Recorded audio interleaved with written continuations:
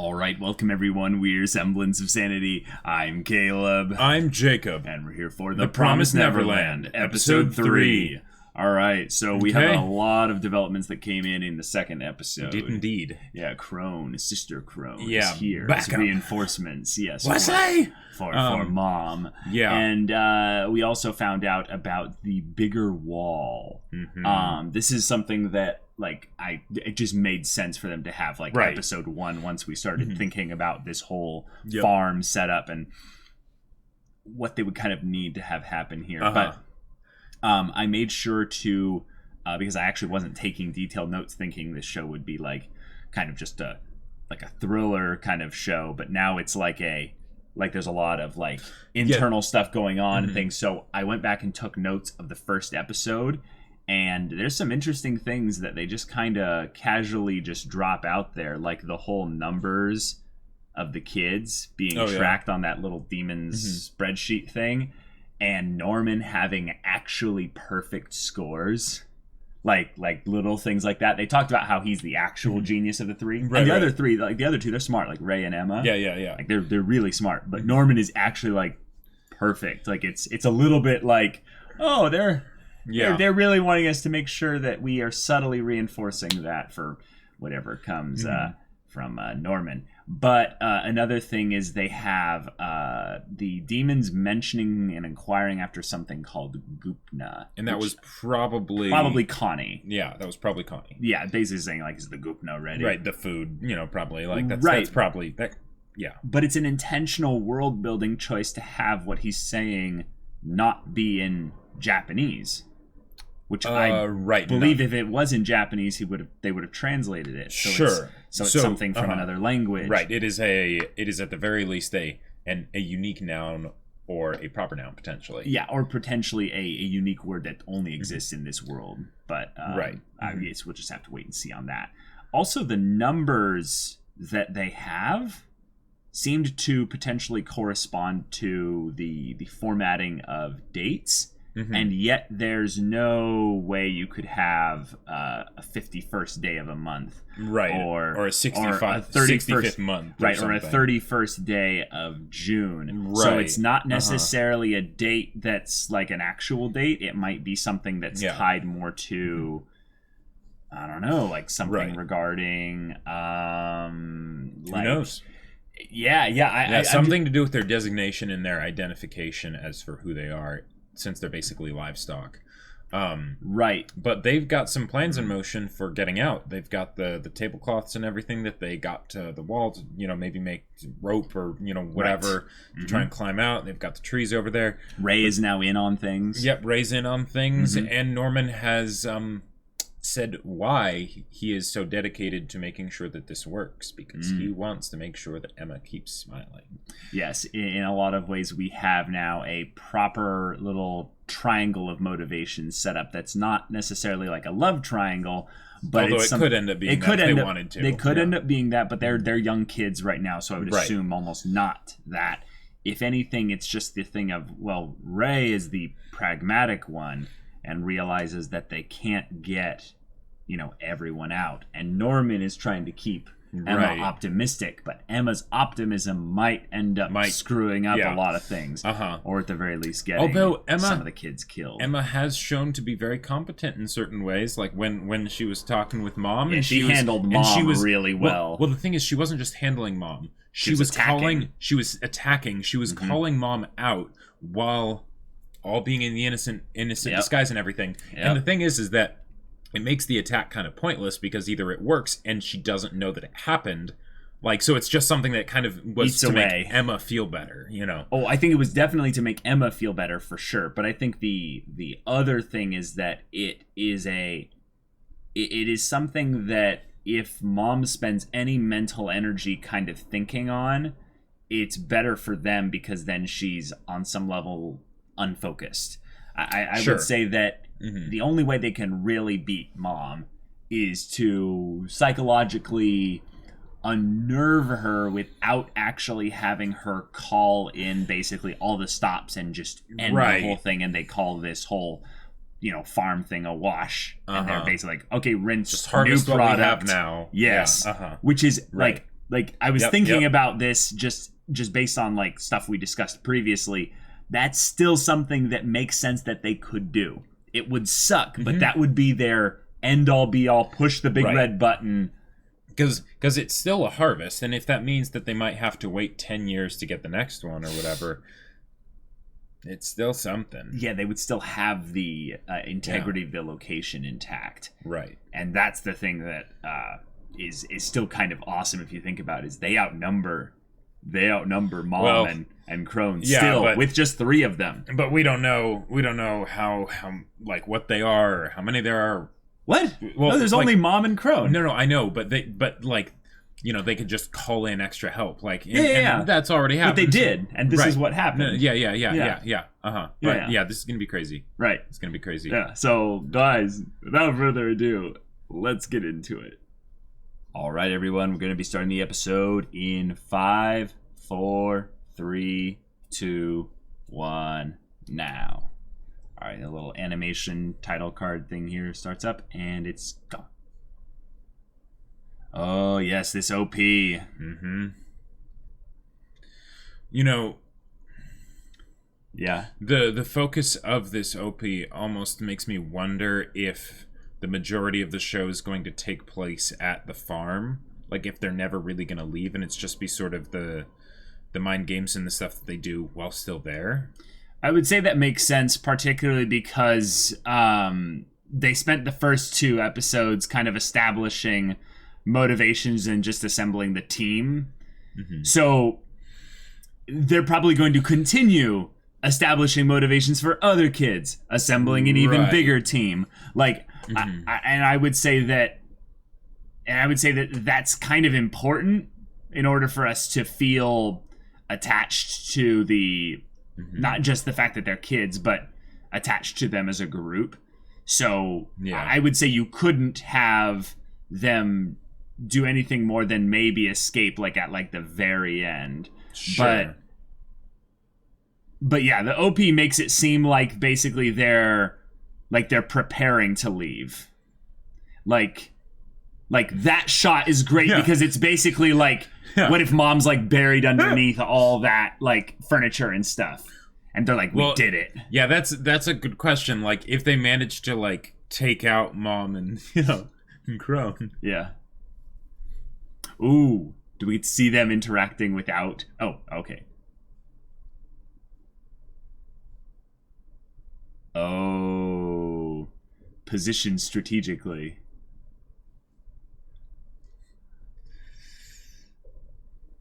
Okay. Wow.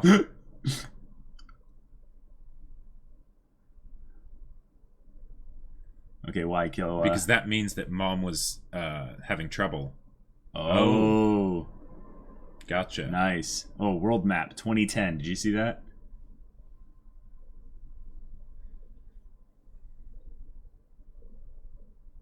Right. They had the baby.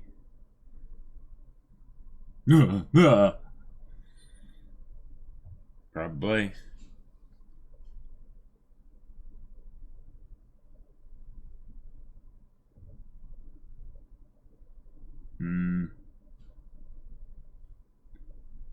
Yeah, definitely.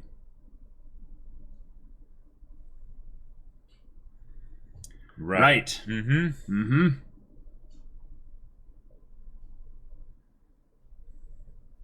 Okay, we're on board with that.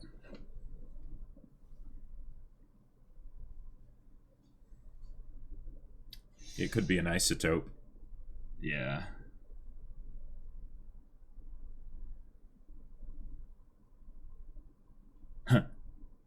Humankind's existing technology.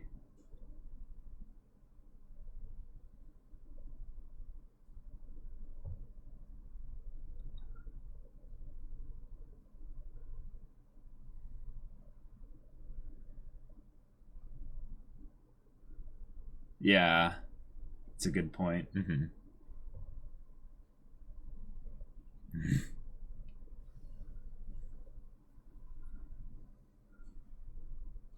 Yeah, good. Okay. Injection.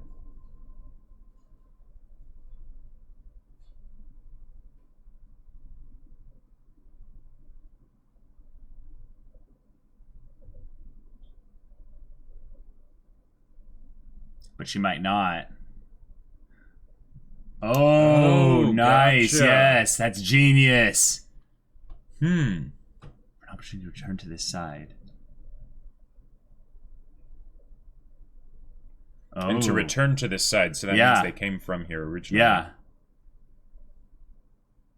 Oh. From all the plants. Okay.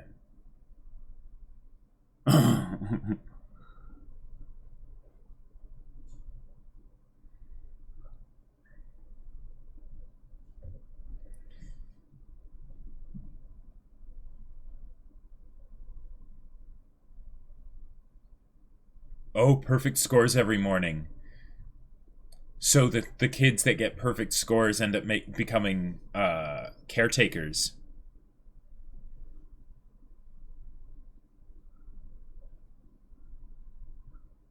Oh. So that means Norman could potentially be a caretaker eventually. Yeah.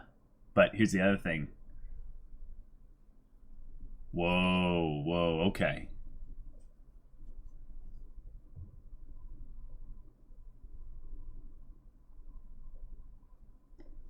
Wow. Oh, this is beneficial.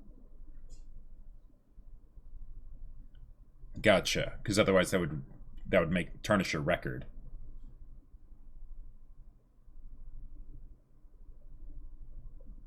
The pecking order has been established. Isabella. Okay.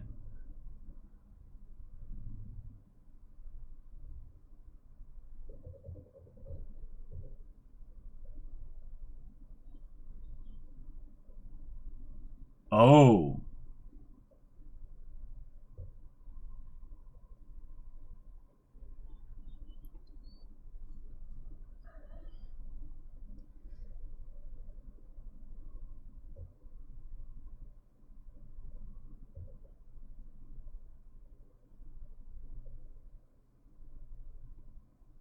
Oh my God.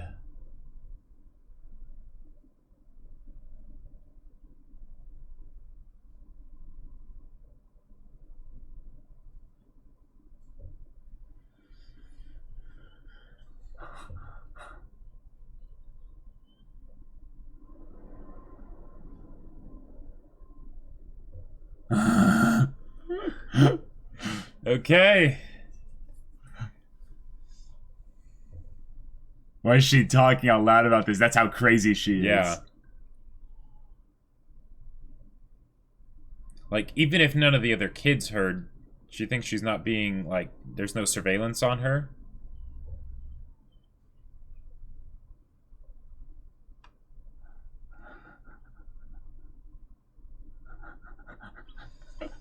Okay. I have a very specific idea of her backstory. Very specific idea. Because there's a reason, I think, why the watch people, the caretakers, are all women. Oh, yeah?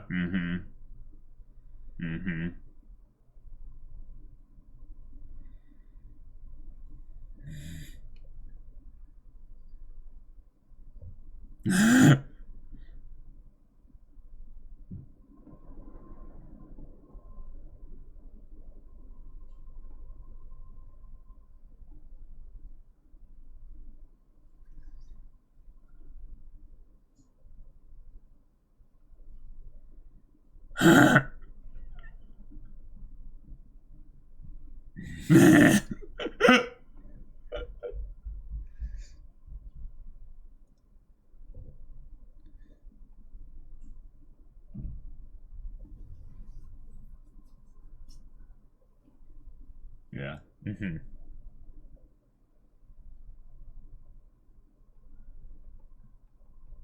Could be conjecture, but yeah.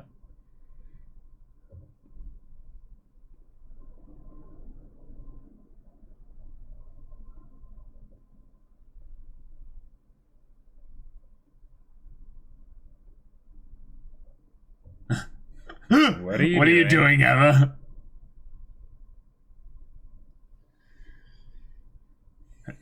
quietly in your head. In your head.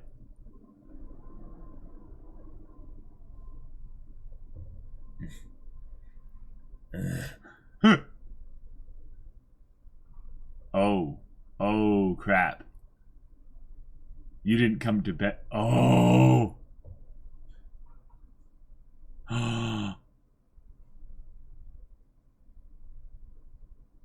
Nice.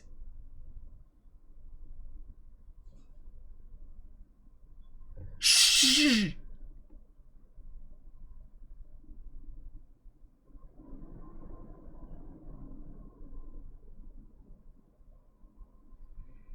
Mm-hmm.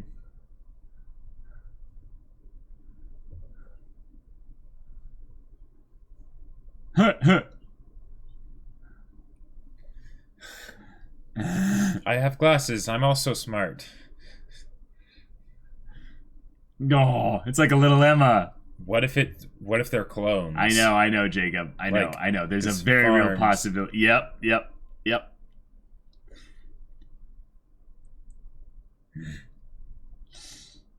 And that's probably why they would need to. Oh, okay.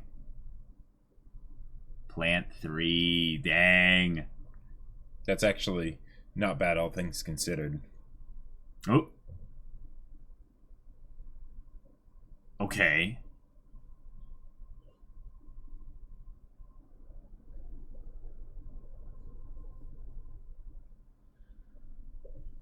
Oh.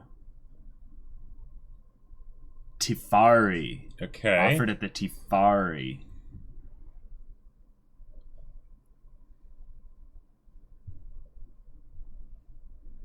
Whoa.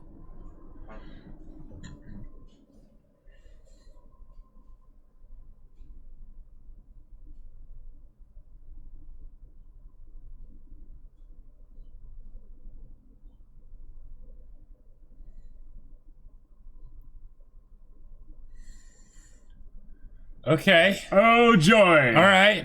Oh, lovely.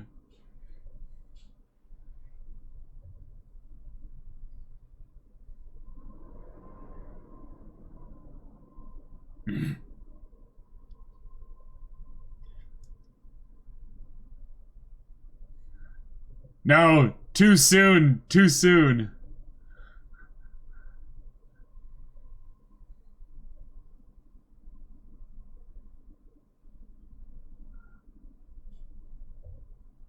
Okay.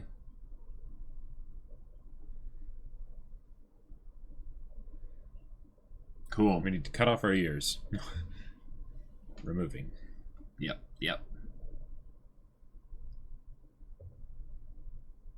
Yeah, exactly.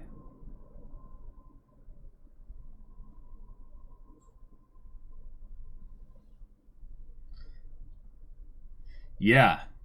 Mm-hmm.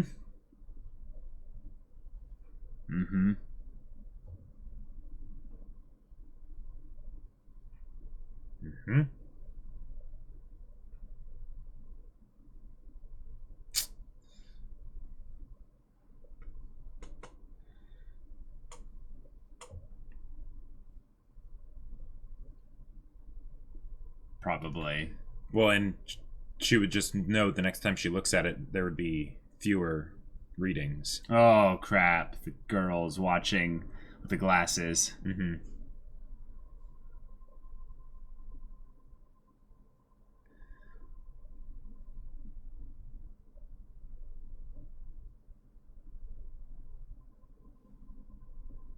Yeah.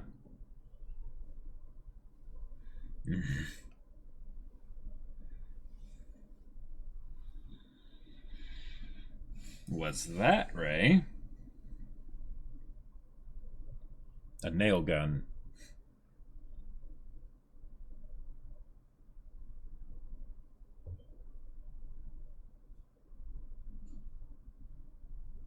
Oh, yeah. That's a good point. Right. There's little kids. Oh, boy. Mm-hmm.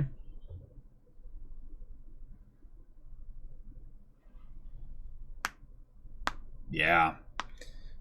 Mm-hmm. You have to recruit girl in the glasses. You gotta Uh-huh. grow their numbers. Oh. Right. Basically just say that, yeah.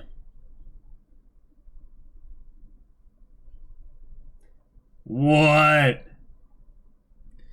Nice. Oh my gosh. Cool.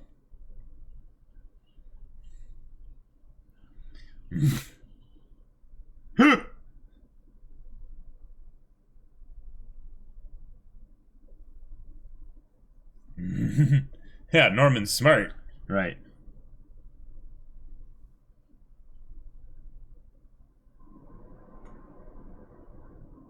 What? Oh my gosh. Awesome. This is cool. Yeah.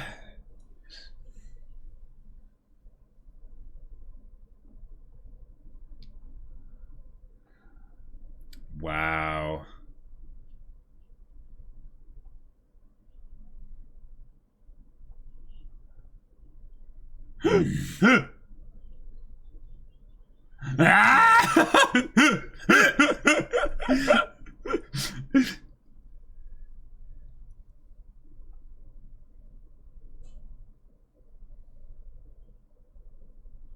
Oh my gosh. Wow. Yeah, Norman is a genius. Well, but it's also great training for Mom and everybody. Right. Freaking Krone is creepy AF. Mm-hmm.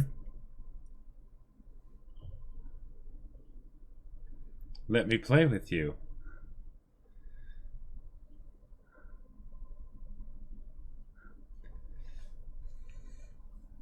Oh, wow. This is actually perfect. This is amazing. We'll figure out how intelligent, potentially, Krone is.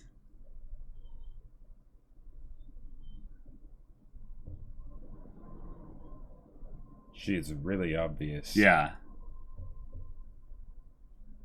Oh, she's athletic. She's athletic. Yeah. Nice. And with heels on her. Well, they're boots. They're boots, they're boots, but yeah. But still.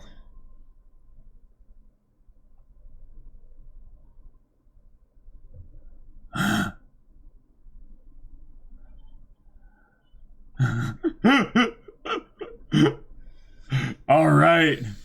This has gone from tag to hide and seek. Like,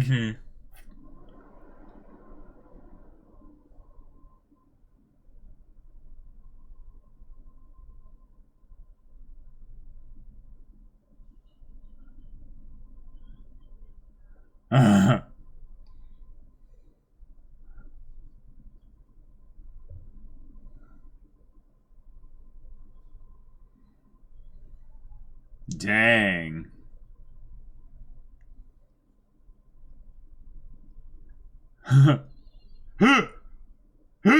That is terrifying.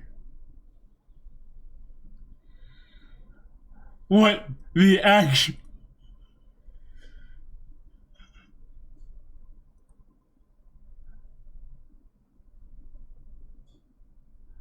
This is nice. Wow.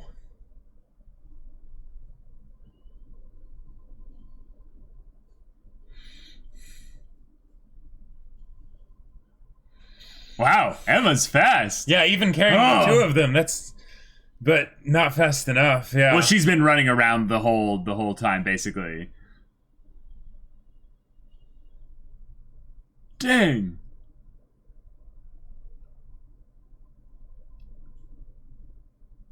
Oh, shoot. Ugh. He's so creepy.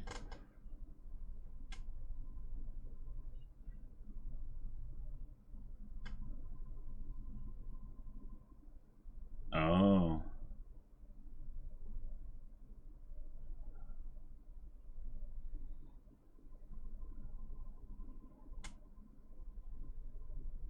Naivete. Oh my god. Wow.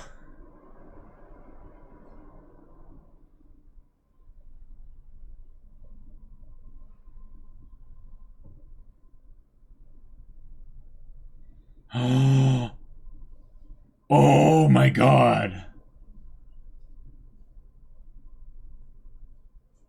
Wah!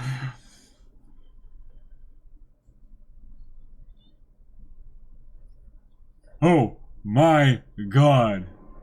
Split up. Yep. Here's something, though. They could use that to get her out of there. Because they could go up to Mom and be like, Krone was talking about a harvest. What was she talking about, Mom? Exactly. You know? And...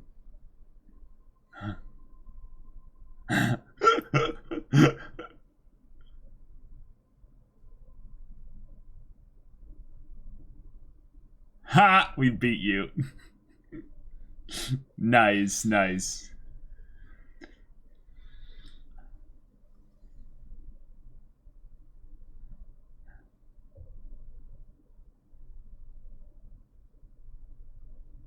Okay, so she missed 4. Gotcha.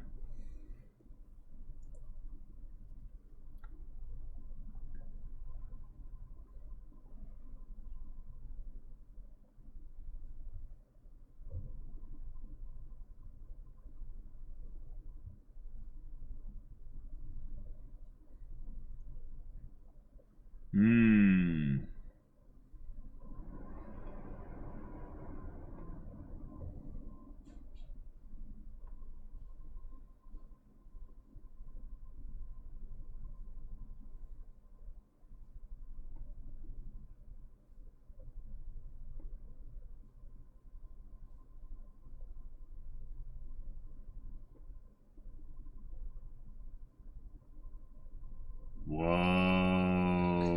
Dang. Oh my gosh. Yeah, because if they were watching, then they would have probably gone to Mom, and then... Yeah. Holy crap. Crap. Now everyone's sweet smile is now something that would just... Oh. Wow. What?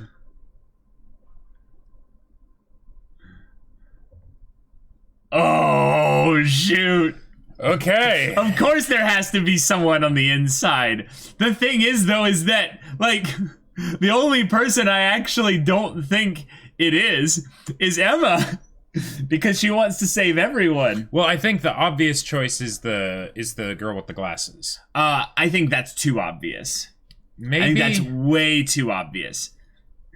I think on some level they're actually trying to pull a setup where any character that's not the girl, basically that starts becoming chummy with them as they build a larger crew of them, is going to be the actual one, or they're actually going to have it be Norman or Ray, like one of those two. Maybe. And the thing is that like the spy is like now on their side. That would be why they hadn't, turned them in yet, maybe. But the girl I just don't like it's just too obvious. Well, but the spy is supposed to be a recent development. Oh, a recent development. So really? Because otherwise it wouldn't have caused a change in Mom's behavior. Oh, so basically the spy gave suspicion to someone else? Basically said, this person is showing signs of suspicion. Okay. All right. Okay, so, we got a lot this episode. Yeah, a lot happened, both good and bad for the kids. I feel like at this point it's complications that basically will make it so that it could go very well for the kids, it could go very poorly. It's making the game uncertain, right? Yeah, it's a mixed bag right now. Yeah. Yeah. Extra variables. Right. The big thing is we've identified where the tracking device is. Yes. And based on the lack of direct...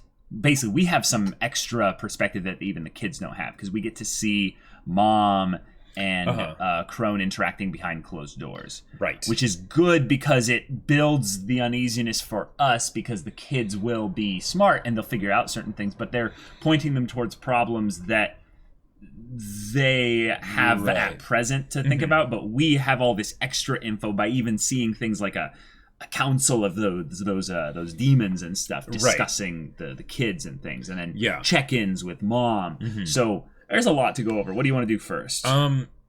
Krone. Krone, yeah, Sister Krone. Yeah, because they introduced her in the previous episode, but this is where they really are showcasing what kind of person she is. Right.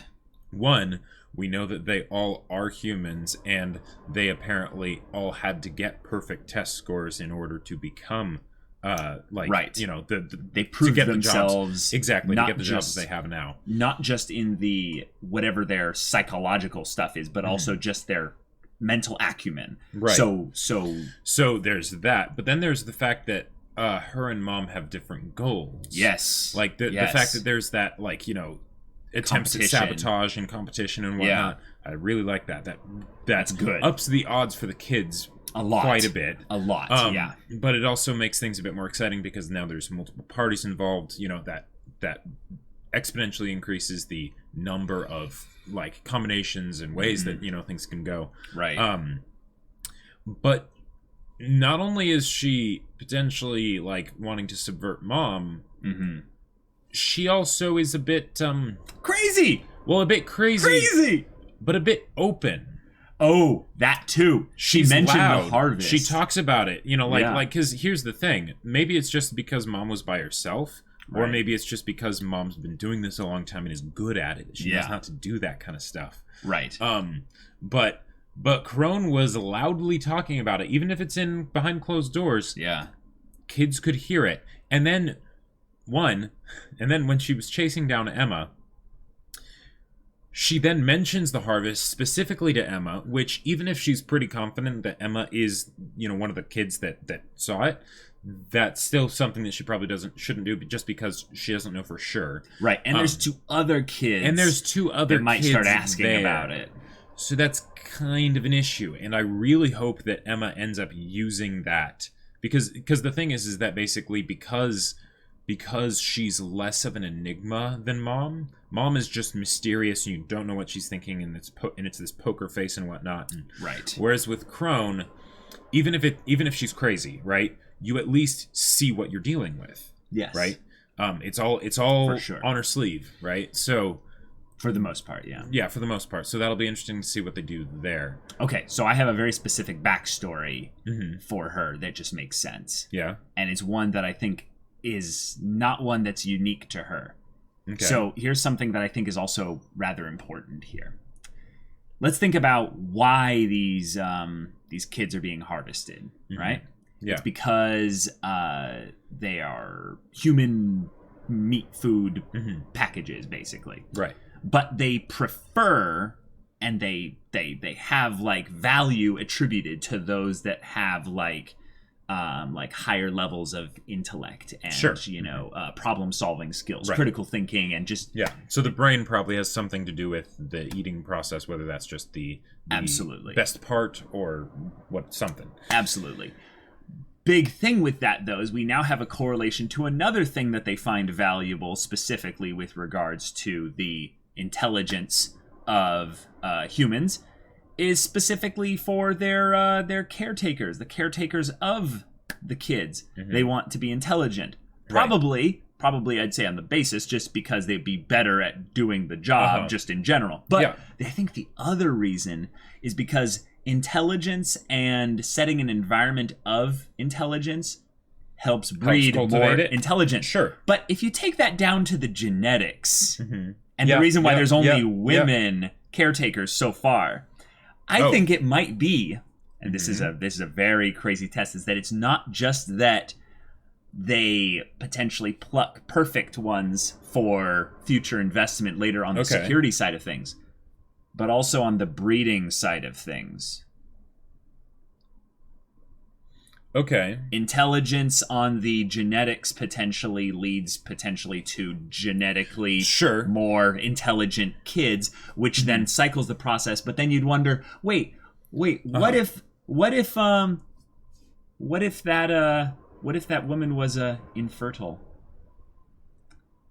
Then she wouldn't have any value in that space there, but she would also be the perfect caretaker. You have the combination of the intelligence, can't be in the breeding area, which they had the idea of having basically she wasn't a newborn, she was like a year old, the new one, Carol. Yeah. So I'm thinking that the reason why they showcase the doll And the reason why mom has them being her adorable children is because they specifically cannot have children. They are like, this is my crazy theory. They are unable to have children. They are intelligent ones that were in these types of situations. They graduated. They were given the opportunity of this whole thing there. And because they weren't able to produce kids themselves, they're now in this thing. And also we see their different levels of crazy in that mom is just a sociopath. The cold crazy.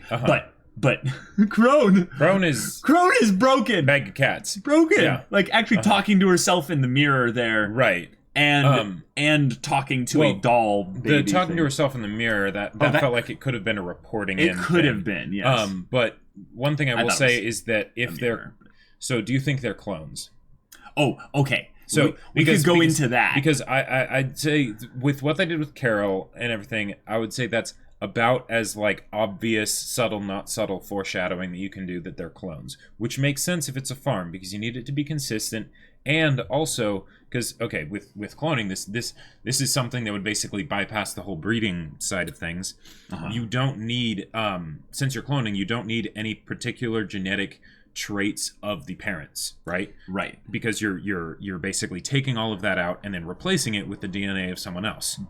But given that, they would not actually need people in order to breed. They would just need to harvest the eggs, basically. Right. And then fertilize them and then switch out the DNA.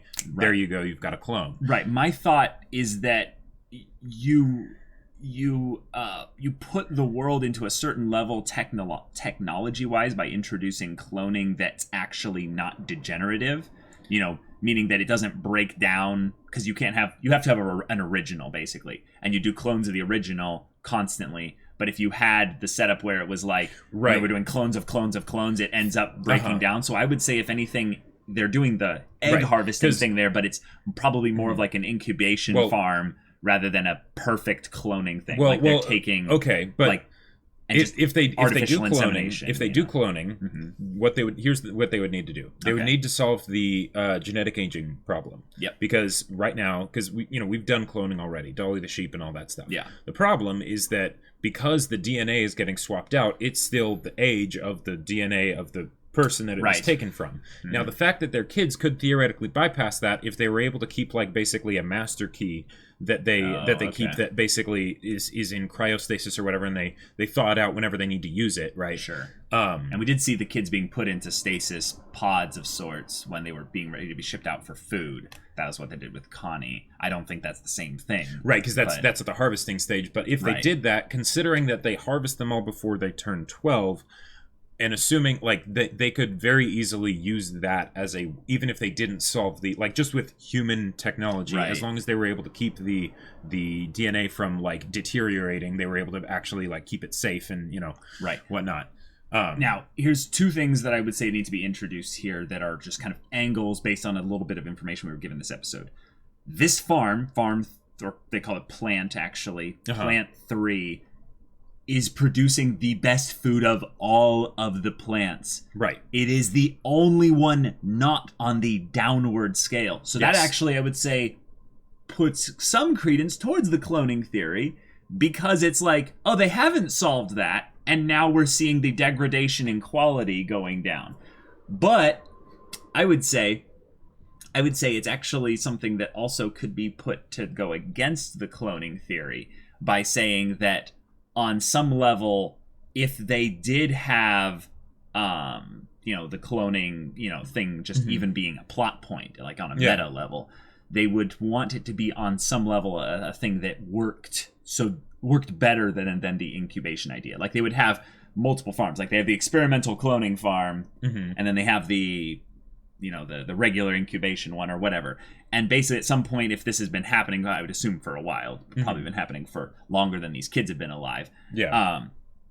That certain farms or plants would still be doing okay. But they had across the board. Right. And they seem to attribute that to the fact that mom is doing such a good job. The person at the farm matters a lot. Right. Like, the way she does her process. Exactly. Because, can you imagine what it would be like if you had a plant that was run by Krone? Like, I'm sorry, Krone, your aspirations are great and all, but you would not run a good plant. You would drive it into the ground. You would basically be Scar, and, as soon as you take over, then suddenly, hey, why did everything just, go really bad? Yeah, that's why she's never been a mom, though. Exactly. Yeah. And that obsession over it, like I could, because at first when I saw the doll, I thought that might have been like something that she used as like a practice tool from like when she was in basic training or something. Oh God, like that. To try and empathize and like exactly, yeah. Hey, well, we got to watch out for psychological tests then, because you were bringing up the whole idea of perfect scores means that. And Norman is the coldest out of everyone. There's the contradiction that he cares about Emma and whatnot, but like Norman and Ray both have cold aspects to them. Yeah. I'd say just Norman's is a little bit creepier because it's not that his is actually like Ray's makes sense. Right. Ray's is like practicality. It's like, come on guys, like we can't, And while he does treat the little kids like they're basically, burdens and stuff like that. Yeah. I would say Norman's is the kind of thing where if it's there, it's very well hidden. So, yeah. But that's actually another thing. Like if we go back to the whole spy thing, in a lot of ways, a spy in this instance would just be a caretaker in training, though. Well, it could be. The thing is that with they use the the term traitor, but it doesn't necessarily have to be a traitor necessarily. Right. It could just as easily be a tattletale that with a kid that doesn't think any harm will come to it, and they're just talking about stuff. Oh yeah, they were talking about some weird stuff, and mom could have said that like, oh, this is all a game, sure. and this is just all part of the game, and this is what you need to do, and whatnot. And then they just dutifully do that because why not? There's no traitor. I figured it out. Right. I figured it out. The girl with the glasses, she was going to ask Emma about that night, which means on some level she knew that Emma left. So maybe or she suspected, yeah. Yeah, so what happened is probably mom went around and asked people, like some of the other kids, not Norman, Emma, or Ray, about the oldest those three. And basically like, so like, did any of them leave their rooms during this night? And she covered for them by saying like, well, no, it's no, Emma slept really well that night. She talked in her sleep a bit, right. Like, why, what's going on? But that could be a way that they tie in the other ones, is that basically now they've already been covered for slightly because of this other girl, which I'm sorry if they've already introduced us to her name. I forgot it, but okay, yeah, that's a very real possibility, and that way that fits in with the way they introduced her, right? Exactly. So that way they don't have to bank on like, ooh, what a twist! It's the girl with the glasses, the only other character other than the three of them that's really gotten any focus. I mean, rest in peace, Connie. But yeah. Okay, the demons are losing their general food quality supply. And then they brought up the whole idea of a boss and him, and they pray to him, and there's like a what is it called? Tifari, like probably some kind of event location kind of thing. His birthday, or its birthday. Yeah. Now, one of the things that I thought was kind of interesting, is that they called it plant number 3. Oh. Now it could be just chance, coincidence, coincidence that it's one of the earlier plants or whatever, right. Hence why they send the best there. They send possibly mom there. Yeah. But I would have expected them to be more like, this is plantation 103, blah blah blah. Like, I get that these plantations are big and it's probably a big expenditure to keep them going. Hence why it's the food is only for the rich and powerful, even among the the demons and stuff. Like even the person that was there. It's like, no, this food is for the boss. It's not even for us. Right. I think we can extrapolate, actually, that I would say based on the fact that Krone has heard about Isabella, mom, but she's also legendary. Like, she's accomplished. She's one of the greats. Was Isabella grandma, or was that Isabella? mom? I believe is the mom. Okay, yeah. I think that we can extrapolate out there to be approximately 50. I'm gonna go out on a limb and basically say for Krone to actually know specifically about one of them, and for her to be built up as someone big, the number can't be too large, right?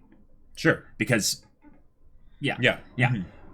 But based also on that logic, I would say that she has to have a lot of people to compare against that she's better than. Yeah. So I would extrapolate out basically on a factor of 10 that based on this 3 that you go up to about 30, but I'm going to go a little bit farther and say that it's closer to 50. Right, and then if 3 is like in the middle, then, you could say it's 5. Yeah, exactly. Yep. So right, because it wouldn't be much of a big deal if it's like, oh, you're the best mom there ever was. Right. There's 5 plants, Yeah. I think another thing that we can also kind of extrapolate out is that the demons themselves have hierarchy. Yes, definitely. Meaning that they live in a society. Meaning they have an actual like they're not a weird cult. Like they're not like a weird small little cult and stuff like that. Right. Like they probably are in the world global side of things, but it's probably being small. No. In that they probably are either at a country level. I'm trying to think of how much of the world do they actually have here, and I would assume at this point that if we have 50 farms, they could basically just have all of England.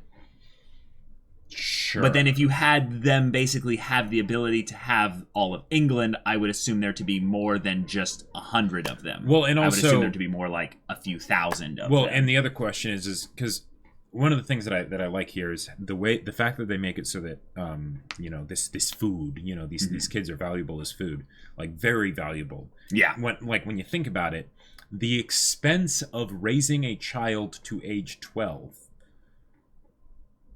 in a separate in a true free range open area, these aren't cage fed, children. No, I know what you're saying, meaning that the value is more than that by a factor of right. It's insanely valuable, and the fact that they're saying that this isn't something that we get. This is something only for right. That's another establishment of the hierarchy. That's another establishment of the hierarchy, and it's also this notion that, and they don't have to go into this necessarily, but if say the demons ruled the whole world, right? That wouldn't mean that the primary economical agricultural product is these kids, right? Because that's only for the very rich and powerful, because it's very expensive, all that stuff, right? Right. So they're premium. Right, they're premium. So there doesn't need to be a lot of farms because economics, right? Which is something that is kind of sure. I like when stories go into that whenever, especially with the evil empire kind of thing. Right, because the evil empire has to work. Right, exactly, yeah. And it has to be able to function and keep going. Otherwise, why is it threatening? And there are a few things as disappointing in story, and this is little nitpicked stuff, but in stories or D&D campaigns or whatever, when you go into some place, into some world, and it's there's this awesome world, I'm this world doesn't make sense. There's no way that this would work. Okay, so this is how it works. What if someone literally just asked this question and suddenly the whole society falls apart? So the fact that they have this idea of just how special these kids are makes sense given what they've shown to be how they take care of these kids and whatnot. Right. The world is subtly reinforcing itself, and that's very promising. Right. Yeah. And it also opens opportunities, because then it could be something where maybe it's just that they're that valuable, or maybe it's not that they're quite that insanely valuable, but that there's some areas where they don't have control over the world, right? That's my guess. That's my guess. There could be conflict primarily on that front, which gives them something to go forward to, some promised Neverland for when they eventually get out. Well, we know why the show's called The Promised Neverland, right? Peter Pan. Well, yes, but they'll never grow old. That's the joke of the name. Again, cloning. I mean, or just the fact that they're harvested by age 12. Sure. That's probably the more other thing. But I do like the idea of the place out there that they need to go to, because I think they'd almost have to have that in order to have any hope of a grander story once they leave because they'll have to leave at some point. Right. The story isn't going to end when they leave. And if it ever gets to the point where they leave, how do you, like, because, comparing it to, like, the Underground Railroad, in like slavery America, once they get out, if they're like getting chased and it's like there's the jig's up, there's no more like intrigue games, mind games or whatever, it's just stay away because if you're found you will be killed and harvested on sight, right? Or however, whatever they would do, right? But the idea that they would be actively being chased by, one, people that aren't on foot, two, people that, if they were, they're faster. People that aren't people. And people that aren't people, and that would probably have some sort of superior technology and all that stuff, right? So... Yeah. To go back a little bit into the confines of the plant here, there are a couple other big developments of things that happened. We talked about the girl and how she's been watching them. She's been basically following them and kind of becoming aware of certain things. But they also introduced this idea of how they can utilize the everyday activities that they do here in order to properly prepare and train the kids and train themselves. Amazing. It's genius because not only is it something where the adults cannot discern whether or not it's play or it's training.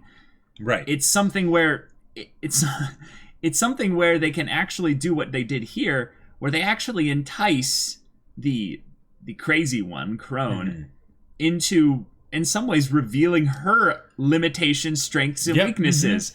And now they have an even better understanding of their enemy. They're letting themselves be graded for the final test. Right. Yeah. Right. Yeah. It's so perfect. Yeah. Like I want to go play tag now. Like I gotta say this is something that's just so random and funny. But Jacob and I had like a lot of neighborhood kids that we would play with when we were growing up and stuff like that. But one of our favorite things to do was to play some kind of combination of hide and seek / tag, basically what you have here. And if we made up superhero powers to go with it, well then, whatever. Did we create a complex system that was eventually too hard to memorize? But the point is that when it's basically just LARPing. The point is that we actually got really good at doing this, like Jacob and myself specifically, because Jacob's one really smart with noting not just what makes a good hiding spot and how to hide and do all that kind of stuff properly, but also how to specifically move in such a way that you keep basically this barrier of where the other person is looking, and you end up shifting your spot. And you were just fast, so like you would do that too, but then it would be like, okay, you'd basically assess the stamina of the person that's looking, so that they wouldn't actually be running the entire time, and then they just sort of like turn around and he just run. Right. I mean, now that's a thing as well. But when we did more the hide and seek specifically stuff, there were really like almost kind of like this little next level tactics of where you would hide and how you would move from your hiding spot once you had assessed where they had searched and stuff. Let me tell you, you never cared about the weak. Okay, let's be real. In hide and go seek, the absolute worst thing that someone can do is come and hide with you. Yeah, that's true. It's like, no, get away. You're an unpredictable variable. Yeah. Leave my environment. Exactly. Lifeboat drill, throw them overboard, So I understand how they're doing this whole thing, and I think it's genius, but I really like how this dynamic is something where there's a miscommunication aspect of it. Certain people will be in the know, and certain people won't be in the know. That makes for really dynamic storytelling. Yeah, like I've said, I love miscommunication humor, but miscommunication like thriller. That oh boy, that can be a whole other level. And again, I said this earlier, but I really hope they do something where they turn Mom and Krone against each other. Totally. Also, I just thought about this. While Krone could be a reference to the amazing Guilty Crown song, it could also just be a reference to the fact that she's not a mom. Yes. She's a Krone. Yes. She's the crazy old Krone. Yes. She's the old lady that, That's why they off did it with a K instead of a C, so it wasn't super obvious. But yeah. Right. But yeah.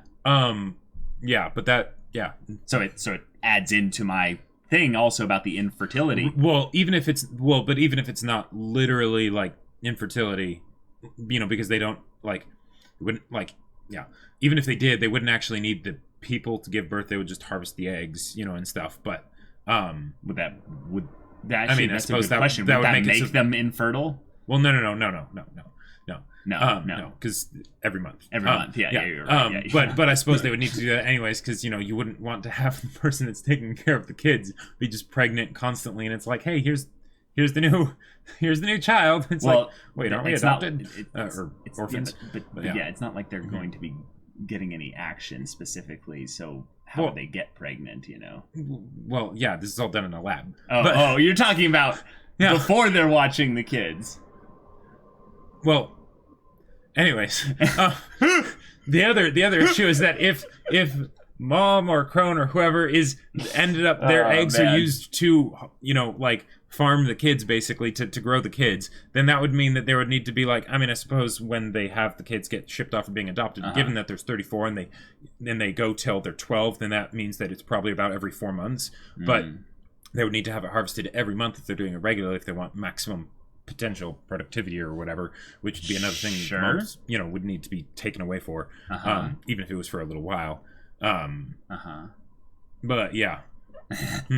Anyways, there's a lot that this show is kind of just seeding here, and it's crazy because it's like we kind of just have to okay, we're catching on, we're starting to piece things together, but it's like betrayal, dissension in the ranks. Let's see it. I definitely think that's going to happen, Jacob. I think though it's going to be something where it will be a 100% win for mom. Oh yeah, I just want it to be instigated by the kids. That would be just the perfect thing. Well, unfortunately, it was already instigated without any of the kids' involvement. So the reason as for why it gets exacerbated could be the kids. Right, exactly. But the actual motivation is seeing how Emma talked to Mom in the previous episode and accusing Mom while keeping that innocent exterior. Right. I would love to see something where Emma does the exact same thing, but basically just throws Krone under the bus. Yeah. That would be wonderful. Here's one thing, though. I think it would be a mistake to consider Krone as not easily manipulated or not a threat. Oh, no, not that Krone would be easily manipulated, but that they could theoretically just incept an idea in Mom. Take some of the crazy things that Krone's doing that might make her unfit for duty, and just let them be made aware to Mom. Well, I think it would also be a mistake to assume that Krone is doing all these things independently without Mom's orders. That's true, because they've shown us some stuff from their perspective, but not necessarily everything. Well, which changes up the dynamic. Well, if you look at this episode, Mom was there in the beginning, and then she never interacts in the rest of the episode. It's entirely Krone. Right, the whole thing of Krone, knowing because of Mom that it was suspecting the oldest, right? Right. And then them deducing that was something that we saw Mom tell Krone, but we don't necessarily know other things that Mom might have told Krone. Right. So, yeah. And she basically gave them gave Krone the bios. But what's interesting here, and this is something that I guessed as something they would just have to have on site, and they do have something like that, but they have a place where they can check in, report back in and stuff like that. Did we get a good look at the place that she was in when she did that, or was that just her room? I think it was her room. Are you sure? I mean, I think it could be somewhere else, but it was a room. Okay, because I think I'm blending together in my head where they met, where the two of them, Krone and Isabella, they were talking to each other about kind of things and stuff like that, with the scene where they cut to later, where it was her with the headphones on, Mom with the headphones on, and she was saying Grandma? Oh. And he's like, I have a message from the boss, are the kids, is everything gonna be okay? It's like, yep, everything's gonna be good to go. And I love that they have this idea of grandma as basically being like the equivalent of the regional manager, right? For like all these different branches and kids. Stuff.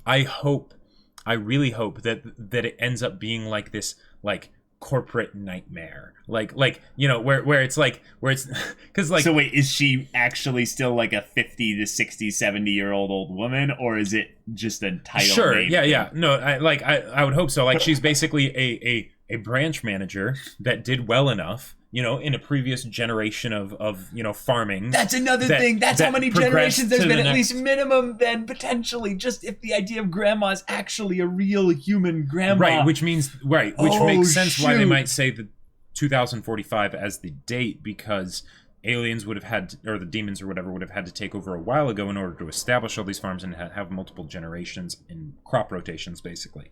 But I just love the idea of like a corporate structure to add to the hellscape idea of demons are harvesting humans and stuff and eating them and whatnot. It's like, not only they're harvesting them, but well, I mean, let's be real. This is a very anti kind of establishment kind of setup, with the kids basically being like, hey, we're in school, we're in mom's house, and it's all a thing about breaking free. But then you also have in the OP, you have basically the puzzle background, where basically everything that the characters are in is framed within this puzzle in the background, and then when they break through the puzzle, it's the three of them, and basically being like the mysteries and the schemes and the plans and all that stuff interlinked and woven together to keep us locked in and fight the power, go through that. And let's be real, that part where it shows all of them and Ray's like at front and center with like his hair all covering like half of his face, and that's totally turnover furniture. Well, yeah, that's totally a band like album cover, basically. Yeah, but there's like 18 of them. No, I know. So it's a bit too many. But it plays into that whole idea of the strong individuality, aspect of these characters, and the fact that they're young and coming of age and basically, forsaking the old, for the new and whatnot. Just in this case, the old is, demons that are harvesting you to eat you. It also, I think, points at something that's not an individual thing, but a collective thing of how strong they'll be together. Yeah, we are all individuals. I'm not. Yeah. But wow. Okay, so a lot of big things here. Some mysteries added into this whole thing here. What do you think the demons serve? Is it just another higher demon? Just a higher form demon? Is this going to go like, straight up like biblical, and there's going to be some like, this is all like devil sacrifice, like I mean, maybe the High Lord Lucifer. Like they call them demons, but I think it'd be better to treat them as aliens. Yeah, because the fact that they're doing this, like from what we've seen, none of it seems to be run on magic, right? Ooh, like even if it's pseudoscience, it's all based in that general aesthetic disguise, whatever, facade. Yeah, that might be the thing though, is that it's all actually a disguise. It could be, but at that point, like, well, we have different issues. That's true. And at that point, I feel like that would kind of break the rules of the world in what the kids understand, which would cause the conflict to not be able to be satisfyingly resolved in the same ways that it did, because it wouldn't be as much puzzle solving as introducing a whole new set of rules to what we've had previously. Well, and I guess that they could still make it be puzzle solving, but it seems like it would be unnecessarily rehashing what they've already done. Okay, I think that's a bit over dramatic. I understand what you're saying there, but the idea is that they call them demons, I think, because they're monsters that we don't understand. Exactly. So it's easy to demonize them and make them into something that they're not. But I think the actual makeup as to what they are is basically irrelevant. The main thing right now is that they eat kids. Once they leave and like have an issue where they're like, do we go and save people at other plants? Do we go and maybe find survivors? Do we just camp in the woods and stuff like that? Like, is there a war going on? Is there a conflict and stuff? Right. Then I think, Jacob, they can do what you're kind of saying not to. Production. Yeah, exactly. But I think what they can do is basically just decide, like, okay, is this actually a sci-fi, or is this actually a science fantasy, or is this actually hard fantasy, or is this just a thriller with sci-fi elements to give the premise? You know? And none of that matters, I would say, as long as we're here in this farm. Yeah, basically. Given that they had the tracking devices and be so limited, I get the feeling that's something where they're not going to go into the sci-fi elements, because it might just be something of writing around the plot hole. Because let's be real, if they have all those crazy test things and whatnot and all that stuff, and they're able to farm these kids effectively and whatnot, the tracking devices should be able to do way more than they do. Like there's no, like, they could easily make something that is, that small, that also, like, we live in the information age, like, you know, for sure, with, you know, a tiny little thing. But Jacob, you can do people, a lot. you know, they have to have factories that people make those things. So maybe demons are the kind of lazy kind of things where they don't have actually that means of developing their, you know, civilization to advance with technology and stuff like that. They haven't figured out, like, robotics in the assembly line and whatnot. Yeah, but the thing is actually, this is a very interesting thing to bring up. I think it was, it was either Ray or Norman. One of them made an assumption here that just was almost laughably like, wait, what? Mm-hmm. Made an assumption that the signal that they use to track things is probably run on radio waves, because that's the kind of technology that would make sense for this time. Like, but don't we know it's 2045? Well, and also, you've been raised in an environment where they completely control what information you get access to. Like, we don't know what they've been learning, you know, theoretically, about the outside world or whatever, but you know it's wrong at the very least from the standpoint of this alien demon society that exists. So well, I think that's something that might have been like a wait, huh? What it might be just pointing to is the limited aspect of their knowledge, like exactly. Sure. Or maybe when they were talking about the batteries, they're basically saying, like, oh, if it had batteries, then that'd be easy to find. So, but yeah. See, this is the thing. This is why I think on some level, Jacob, they're actually going to reveal that there is a magical element here. Because the idea of them trying to understand it via technology is something where it could run into, like you were saying, potential plot holes. And unless they go into sci-fi where they just make up the new technology. If anything, but that's essentially magic, Jacob. No. But it's very different, because then you can basically have something where they develop an understand, like a true understanding of how the stuff works, especially with how quickly they're able to assimilate information, and then they can still work and solve problems in that fashion, as opposed to if they need to learn the laws of magic and whether they can do magic and all that. No, stuff, but the thing with magic is you just have it just works. You don't have to explain it. And sci-fi as well, we try to explain it, but eventually we run into it's a hyper whatever reactor. It's like, well, what's that? That's magic. Right. But insert technobabble is basically just magic. It's basically it just works. Not in the fantasy thing, but it's in the we're not going to explain this. You just have to run with us and say that it just works. When they go into the reverse the polarity to fix that's Deus magic. Ex Machina. Yeah, that's basically magic. But most of the time, the bread and butter of what they run on isn't that, because otherwise they need to have this understanding that yes, it's all understood and we have mastery over it. But if anything, they seem like they're going the reverse direction even then, where the stuff that apart from the whole test things, whatever, that was really cool and awesome, that the technology seems to be below what I would expect in either a sci-fi or a fantasy, below even just modern day. But but let's specifically think about this then. Do the kids know it's 2045? Yes. Well then. But they wouldn't necessarily know what that means. Like, if they have the human history running up until the point that the demons take over, and then they just rewrite it so that, it continues as it more or less they would have to be given, information that is cut off before a certain point, so they don't see, rate of progression of humanity. Because if you think about how much humanity could do in just 10 years ago, 10 or 20 years, when you think about the idea of when the first smartphone was invented versus where we're at now, what they used to put people on the moon, and how that something a 1,000 times better than that would fit on the fingernail of your pinky, crazy, another 30 years, these tracking devices would be telling them literally everything about you except for maybe your thoughts, which is okay, so we have in my opinion a discrepancy, a dissonance between what we understand about the technology being used and what we're being shown regarding the technology being used. Right. So my mind jumps to there's going to be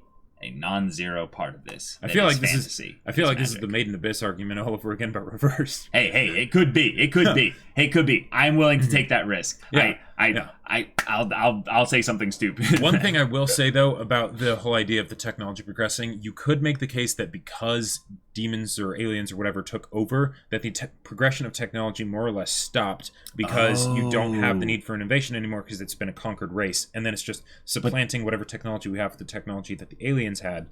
But then do they just not, like, that would be a thing where they basically are like, well, in order to keep this environment as contaminant free of things that would make them go, huh? They only use human technology.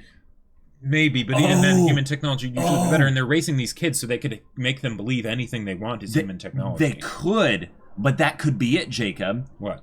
All the skin of everything is human. The skin of everything is human. But the meat, the nervous system, all the internals, that's alien. So what it is it's kind of like how we were kind of freaking out about how they were like, oh, this house, she's just yelling and stuff, right? Uh-huh. What if the wood, like, this is a stupid theory, but what if the wood is actually not wood on the internal there? It's actually like super compact, really tough material. Well, like, it's something like that could be easily explained. I feel like when they realize like exactly what's going on here. I get that, like, and it could be, but I get the feeling that it's not that, in that, like, this house really is made of wood and things like that. Because if you think about the reason why they have this massive setup, right? Mm-hmm. It's also that it really feels real. So that it is real in a sense, other than just that when they get shipped off, they get eaten, right? So that way they can develop normally and stuff, and they never have to question anything. Like, as if the wood was, like, say, even if it was wood but just way stronger, sure, then they need to be educated that wood is a lot stronger than you would normally think in our world that wood is. Well, I mean, because if they go and pick at the wood like kids do, they bite it, whatever. Then they're like, hey, I broke my tooth on it. That's I was talking about like the internals, Jacob. I'm talking. Oh yeah, like, remember, but you're literally contradicting the thing I was saying. No. I was saying that the skin is human stuff. The internals there. It's basically just having a steel plate in between the wood things. That's right. So then the question is, what happens when they figure out that there's a steel plate in there? But how would they ever figure that out? Because kids do all kinds of stuff. But their brains are wired to just do stuff and see what happens. Like, no, I got you. But if they have nothing to contradict that, it's just like, oh, that's just the foundation of the house. None of it seems suspicious, because of the environment they're in is being this safe, just perfect, wholesome one. Sure, but if they got the feeling that it was a skin to conceal something else, like, I mean, I guess, they control the information. When you control the information on, people as they're growing up, you can make them believe pretty much whatever you want. That's so. Yes, and Jacob, I wouldn't see how that would be an issue if you're talking about the thing of them having headsets on that, transmit their, mental thoughts essentially through a barcode scanning thing into that whole bit there, and be like, how does that work? It just works, honey. Not that how it works. I'm talking about the duplicitous nature of it. Okay. Yeah, but anyways, yeah. They can do pretty much whatever they want here in this story because there's so much mystery. There's all these elements that we don't understand, much like the characters, and how they decide to move forward with it. That's it's almost perfectly set up. I would say that the big thing that they need to do now is start introducing new characters, and not just introducing them, but like giving them a little bit more development. So I like what they're doing with the girl with the glasses. Have some of the other guys. They kind of showed us recurring faces to kind of get us more attached to. Oh, it's that kid. That kid with that hairstyle. That kid with that there. That's good. Let's keep building them up so that saving these kids really means more, because it does mean a lot now, but we're more just kind of generally creeped out, at least I am, with regards to just kind of Krone. Like, just Krone's presence is one that just makes me kind of have my skin crawl and just go, ugh. But actually saving the kids, I'm more scared for Emma, Norman, and Ray, because they suspect at least two of the eldest. But the idea is that if they were really wanting to have them reveal themselves, they could try to psychologically undermine them by going after the other kids. And that's something that will be harder for us to really care about as much if we don't get at least some introduction to those characters. Like, even Connie got some good character focus in the first episode, even though she was going to die, like... Right. Even though it's something where Emma is our main anchor for why we care about these kids and whatnot, other than just the fact that they're kids. Yep. We need to care about them as individuals, not just as a group of, a number of kids. Right. Yeah. They're more than the number on their neck. Let's have them be speaking, active, involved in the story with little personality quirks and all that stuff. Yeah. But wow, y'all. Great show. I'm sure there were even us to watch this. Yeah, this is an amazing show. I think there are even still things that we didn't talk about, but probably. Yeah. It's just awesome. So, y'all, if you want to see the next episode's reaction to this crazy show right now, go check out the link in the description below for our Patreon. You can get an early access there, and any level support gets you access to our Discord, where you can chat with us about this show, non-spoiler, of course, or about other stories and anime in general, or just whatever. And if any of that interests you, we'll see you there. But until then, we're Semblance of Sanity. I'm Caleb. I'm Jacob. And we'll see you all next time.